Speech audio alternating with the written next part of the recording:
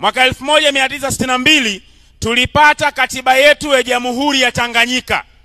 Katiba hii ilichukua mamlaka yote ya gavana wa Uingereza aliyokuwa nayo hapa Tanzania, ikampa rais, ikammiminia yote. Ikachukua madaraka yote aliyokuwa nayo malkia wa Uingereza, ikammiminia rais yote. Halafu ndio ikaitwa katiba yetu. Kwa hiyo tukawa na rais katika taifa huru, lakini amepewa mamlaka yote ambao wakoloni walipewa.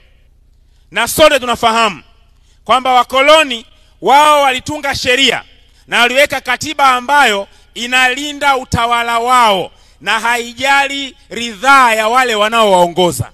Kuanzia hapo, demokrasia ya nchi yetu kwa sehemu kubwa iliamuliwa na utashi wa rais wetu.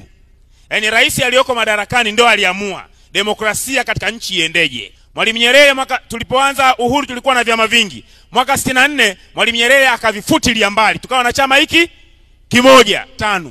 Mwaka 77 tulipata katiba ya Jamhuri ya Muungano wa Tanzania tulionayo mpaka sasa. Huu ulikuwa ni mwaka ambao TANU na ASP viliunganishwa na kutengeneza CCM.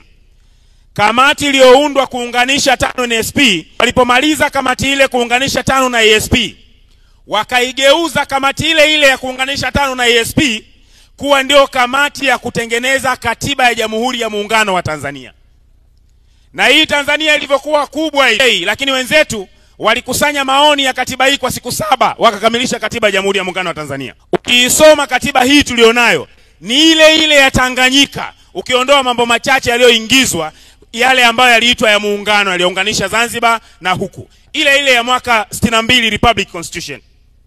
Katiba ambayo imetupa rais mwenye mamlaka ya kikoloni ndani ya taifa huru. Mwaka 1968 Mwalimu Nyerere alipata kusema kwamba kwa mujibu wa katiba hii, ninao uwezo wa kumchagua mwanangu kuwa waziri, nikamchagua dada yangu kuwa katibu mkuu, na nikamchagua rafiki yangu kuwa waziri, na kwa mujibu wa katiba sijavunja katiba sehemu yeyote.